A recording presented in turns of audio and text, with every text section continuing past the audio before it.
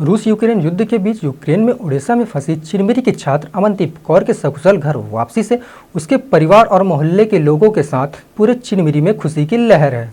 रविवार की देर रात अमनदीप कौर के चिरमिरी के डोमानेल स्थित घर पहुंचने पर पूरे परिवार में खुशी की लहर दौड़ रही है। अमनदीप को देखने एवं उसका हाल जानने के लिए पूरा मोहल्ला अमनदीप के घर के पास उमड़ पड़ा है। अमनदीप को बकायदा माला पहनाकर एवं फीता कटवाकर घर में प्रवेश कराया गया। अमनदीप के पिता बलविंदर सिंह बालक उच्चतर माध्यमिक शाला बड़ा बाजार में प्राचार्य हैं। वर्ष 2016 में अमनदीप कौर ने MBBS की पढ़ाई करने के लिए यूक्रेन के ओडेसा शहर में स्थित नेशनल मेडिकल कॉलेज में प्रवेश लिया था।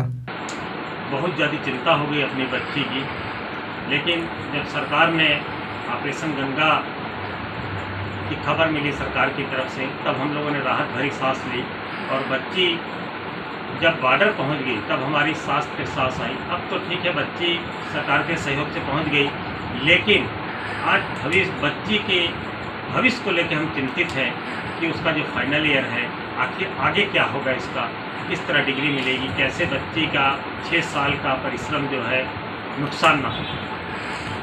बात हो रही थी, हमारी एक नेबर थी, उसने न्यूज़ में देखा, उसने इसको तुरंत कॉल किया, तो बात तो इससे हो गई थी।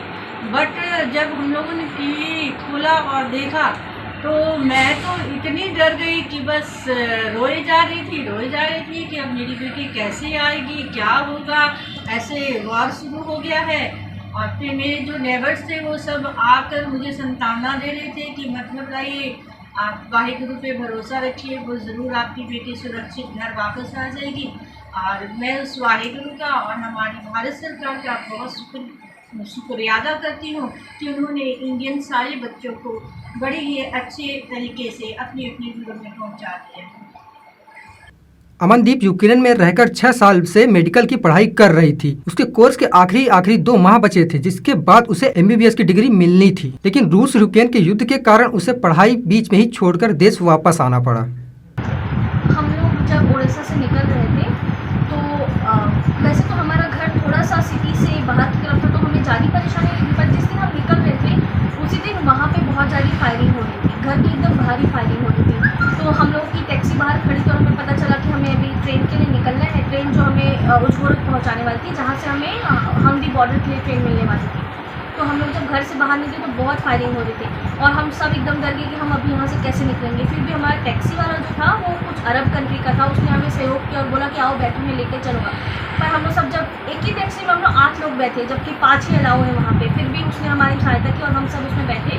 और जब हम वहाँ से निकले तो सारी की सारी पुलिस और आर्मी ने हमारे ऊपर बंदूकें तान दी। उन्हें लगा कि हम वहाँ पे ऐसे मतलब वहाँ पे कर्फ्यू लग गया, तो हम वहाँ कर, तो हम सब ने अपने हाथ खड़े कर दिए और हमने अपने भारत का झंडा दिखाया कि हम भारत से हम सब स्टेशन की ओर जा रहे हैं। तो फिर उन्होंने हमें फिर सुरक्षित रास्ते से स्टेशन पहुँचाया।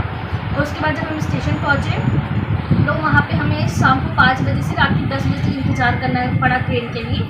फिर ट्रेन आई और हम सब जितने भी ओडिशा के इंडियंस थे उस दिन, वो सब उस ट्रेन में बैठ के हमने पूरा 12 या 16 घंटे का सफ़र तय किया और दूसरे दिन हम उजगोरद पहुँचे। उजगोरद एक ऐसी जगह है जो वेस्ट यूक्रेन में पड़ता है, पर वहाँ पे इतनी बमबारी और धमाके नहीं थे उस वक्त, थोड़ा शांत था, इसलिए एम्बेसी के अनुसार वो सारे बॉर्डर्स दिए गए थे हमें, जो थोड़ा शांत माहौल वाली जगहें थी उस वक्त यूक्रेन में।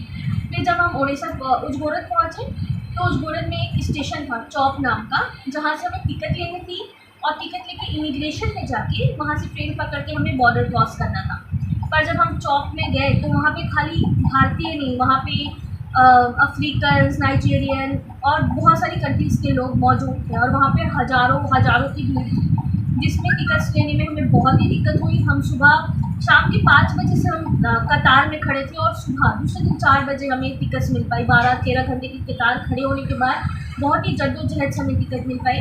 टिकट लेने के बाद हम वहाँ से निकले, इमिग्रेशन की लाइन थी, वो उसी चौक नाम के स्टेशन पे ही थी। पर जब हम इमिग्रेशन की लाइन में खड़े रहे, हम 4-5 घंटे खड़े रह गए, लेकिन हम एक कदम भी आगे नहीं बढ़ा पाए, क्योंकि वहाँ पे अफ्रीकन्स और इंडियंस के बीच में मुठभेड़ हो जा रही थी। लोग लड़ रहे थे बॉर्डर पार करने के लिए और कोई सुविधा नहीं मिल पा रही थी। और वहाँ पे जो आर्मी थी, पुलिस थी, वो सब भी मतलब ऐसे पैसे लेके और ये सब करके बॉर्डर पार करवा रहे थे। बहुत ज़्यादा उनकी मांग थी कि हम आपको पहले प्रायोरिटी देंगे, पर हम सब बहुत देर लाइन में खड़े रहे, पर हमें कोई सहायता नहीं मिल पा रही थी कहीं से, क्योंकि हमें 2 दिन हो गया था वहीं पे खड़े और वहाँ पे कोई ऐसा इंतज़ाम नहीं था कि मतलब हम कहीं से खा पी ले या बाहर बैठ जाए, ऐसे कोई अमनदीप ने बताया कि ओडिशा से हंगरी सीमा लगभग 800 किलोमीटर बॉर्डर तक पहुंचने तक भारतीय दूतावास को कोई मदद नहीं मिली।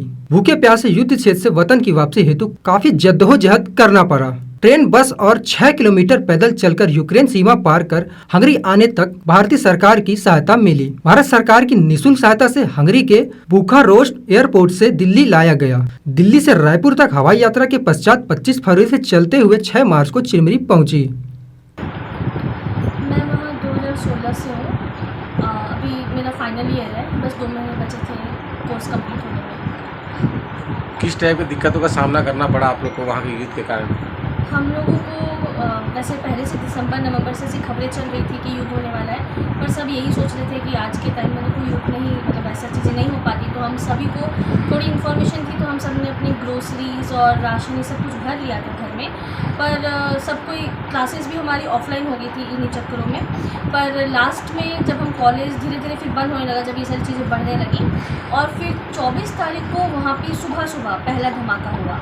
हम सबको लगा कि शायद कुछ छोटा मोटा हुआ होगा, किसी ने इतना गौर नहीं फरमाया, पर हम सबकी नींद खुल गई थी। और उसके बाद एक और बड़ा धमाका हुआ, जिससे हम सबको पता चला कि यहाँ पे अटैक हो चुका है। उसके बाद न्यूज़ भी आनी शुरू हो गई कि कीव और ओडेसा में पहला अटैक हुआ था। और हम लोग यूक्रेन में ओडेसा में रहते हैं, जहाँ पे बंदरगाह है, पोर्ट है, वो एक यूक्रेन की फेमस जगह है ओडेसा। और हम लोग वहाँ पे ओडेसा नेशनल मेडिकल यूनिवर्सिटी के विद्यार्थी हैं। फिर जब वहाँ पे बॉम्ब ब्लास्ट हुए तो एम्बेसी ने एडवाइजरी जारी की कि आप सभी अपने घरों पे रहें या फिर बंकर्स में चले जाएं, और जिनके घर बेसमेंट में है वो सब कोई बेसमेंट में ही सुरक्षित है। तो फिर हम सब, और मेरा घर शुरू से ही बेसमेंट में था, तो हम सब बेसमेंट में ही रहे। और ग्रोसरीज हमारे पास सारी थी, तो हमें पहले 1-2 दिनों में ज़्यादा परेशानी नहीं हुई कि हमें बाहर ना निकलने को मना किया था, हम सब घर में ही थे। पर फिर बाद में जब ये माहौल बढ़ता गया, तब हम सबके अंदर डर आ गया। घर में सब बहुत परेशान होने लगे कि मतलब हम कैसे वहाँ से निकलेंगे, क्योंकि वहाँ से निकलने का कोई स्रोत नहीं था हमारे पास। और फिर सारे बच्चे धीरे धीरे बंकर्स में इकट्ठा होने लगे, और सबकी जिनके भी घरों में बेसमेंट थे, मैंने भी अपने सारे लोगों को कहा कि अगर तुम्हें ज़रूरत हो सब मेरे घर आ जाओ। ऐसे हम सब एक झुंड में इकट्ठा होने लगे, और सब फिर वहाँ से निकलने की कोशिश में लगे। भारत सरकार से किस प्रकार की सहायता आपको मिली? भारत सरकार से हमें बॉर्डर के पार सारी सहायता मिली। हमें वहाँ पे बुदापेस्ट में रहने को, खाने को, तीनों टाइम होटल बुदापेस्ट में बहुत अच्छे, हमें रहने की व्यवस्था बहुत अच्छी थी। हमें वहाँ पे कोई भी दिक्कत नहीं हुई हंगरी पहुँचने के बाद। और हंगरी पहुँचने के बाद हमें वहाँ पे 3 दिनों में हमारा नंबर आया फ्लाइट्स में। हमें वहाँ से बसों से एयरपोर्ट ले जाया गया सब। वहाँ पे हमें फिर कोई भी दिक्कत नहीं हुई। फिर दिल्ली पहुँचते ही छत्तीसगढ़ गवर्नमेंट में से भी हमें बहुत सहायता मिली। छत्तीसगढ़ गवर्नमेंट वहाँ पे बैनर लेके खड़ी थी, और सारे बच्चों को इकट्ठा करके उन्होंने फिर हमारी फ़्लाइट्स करवा के रायपुर भिजवाया। हमें निःशुल्क सेवा मिली, और हमें कोई भी दिक्कत नहीं हुई हम बॉर्डर क्रॉस करने के बाद। अमनदीप के सकुशल घर पहुंचने पर उसके परिवार ने भारत सरकार को धन्यवाद ज्ञापित किया। परिवार को अब अमनदीप के भविष्य की चिंता सता रही है।